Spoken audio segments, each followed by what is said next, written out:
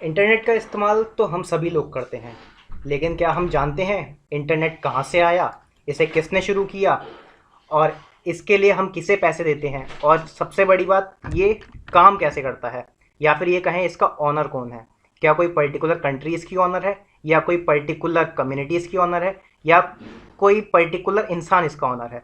तो इन सभी सवालों के जवाब हमारे मन में आते रहते हैं जब हम इंटरनेट को चलाते हैं। इन सभी सवालों के जवाब को जानने के लिए इस वीडियो को अंत तक देखें। सबसे पहले सवाल आता है, व्हाट इज़ द इंटरनेट। तो काफ़ी लोग यही सोचते हैं कि गूगल ही इंटरनेट है, लेकिन ये गलत है। गूगल इंटरनेट नहीं है। गूगल सिर्फ एक वेबसाइट है जो अलग अलग सर्विसेज प्रोवाइड कराती हैं और अलग अलग तरीके का इंफॉर्मेशन और डेटा प्रोवाइड कराती हैं। तो इंटरनेट वाकई में है क्या? इंटरनेट जो है एक कनेक्शन है अलग अलग कंप्यूटर्स के बीच। ये पूरे विश्व भर में फैला एक बहुत बड़ा कनेक्शन है, जिसमें हर जो यूज़र है वो एक दूसरे से डेटा सर्वर्स या नेट के थ्रू कनेक्टेड है। तो अब सवाल आता है, who started the internet. Internet की शुरुआत कहाँ से हुई और किसने की? अमेरिका की एक कंपनी है दर्पा, जिसे अमेरिका की मिलिट्री ने शुरू किया था।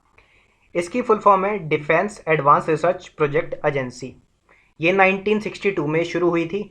इसका मेन मोटिव यही था, एडवांस टेक्नोलॉजी का डेवलपमेंट। जब इस कंपनी को प्रोफेसर रॉबर्ट खान ने ज्वाइन किया, तभी उन्होंने ज्वाइन करते ही इस एजेंसी के आगे एक प्रस्ताव रखा, जो था अर्पानेट का, या कहें तो ओल्ड वर्जन ऑफ इंटरनेट। तो अर्पानेट का मेन मोटिव यही था कि कंप्यूटर को अलग अलग स्टेट के साथ इंटरकनेक्ट किया जाए और डेटा एक दूसरे के साथ शेयर किया जाए। तो सबसे पहले इसकी शुरुआत हुई 1969 में, जिस टाइम दो बहुत ही बड़ी यूनिवर्सिटी के कंप्यूटर को कनेक्ट किया गया।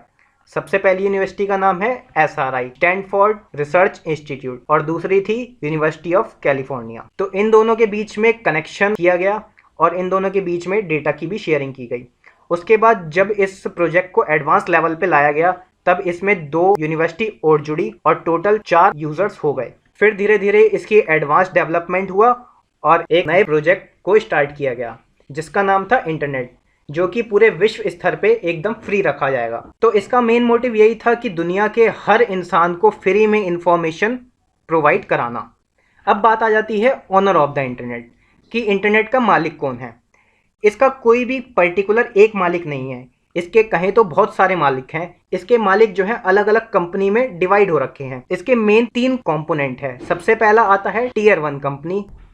ये वो कंपनियां हैं जिन्होंने अपने ऑप्टिकल फाइबर केबल के नेटवर्क को पूरे विश्व में फैला रखा है, जो अलग अलग कॉन्टिनेंट को जोड़ते हैं और एक जगह से दूसरी जगह डेटा ट्रांसफ़र करते हैं। इसके बाद आती हैं टीयर 2 की कंपनियां। ये कंपनियां जो हैं ये एक देश में फैली हुई होती हैं, एक जगह से दूसरी जगह डेटा प्रोवाइड कराती हैं एक ही कंट्री के अंदर। और फिर तीसरी कंपनी आती हैं टीयर 3 कंपनियां, जो कि एक स्मॉल स्केल पे काम करती हैं, जैसे कि सिटी के अंदर। और आप इससे समझने के तौर पे वाईफाई को भी समझ सकते हैं। जो वाईफाई प्रोवाइडर्स होते हैं वो टीयर 3 कंपनी में आते हैं। टीयर 1 सर्विस प्रोवाइडर अपने केबल नेटवर्क को एक देश से दूसरे देश में जोड़ते हैं, या फिर हम कहें तो मल्टीपल कंट्रीज में भी जोड़ते हैं। इनकी केबल जो है समुद्र के थ्रू जाती है और दूसरे देश को जोड़ती है। इसके बाद आप यहाँ पे देख सकते हैं पूरे विश्व का मैप है, जो कि ऑप्टिकल फाइबर केबल का मैप है, जिसमें केबल्स जो हैं समुद्र के थ्रू एक कॉन्टिनेंट से दूसरे कॉन्टिनेंट में जाती हैं और दूसरी कंट्रियों के साथ कनेक्ट होती हैं, जिससे हमारा इंटरनेट चलता है। कई बार क्या होता है कि समुद्र में केबल किसी सबमरीन या फिर मछलियों की वजह से टूट जाती है। तो टीयर 1 की कंपनियां जो होती हैं वो इसके लिए कुछ एक्स्ट्रा केबल्स भी बिछा के रखती हैं, जो इमरजेंसी के टाइम पे काम आती हैं, और फिर समुद्र में ही वह इसकी रिपेयरिंग का काम भी करवाती हैं।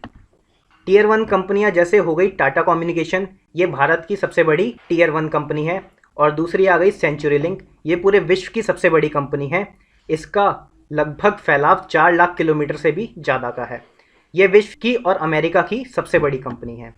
इसके बाद आ जाती है टीयर 2 की कंपनियां, जैसे कि वोडाफोन या फिर ब्रिटिश टेलीकॉम।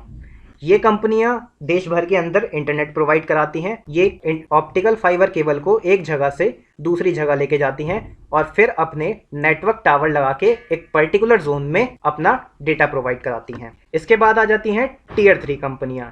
टीयर 3 कंपनियां एक शॉर्ट रेंज प्रोवाइडर हैं।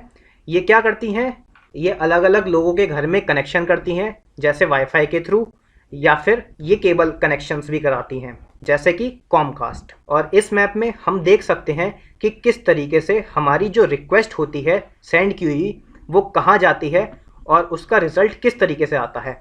मान लीजिए आपको सर्च करना है facebook.com और आपके घर में सिंगल होम ISP लगा हुआ है, जिसे हम वाईफाई भी कहते हैं।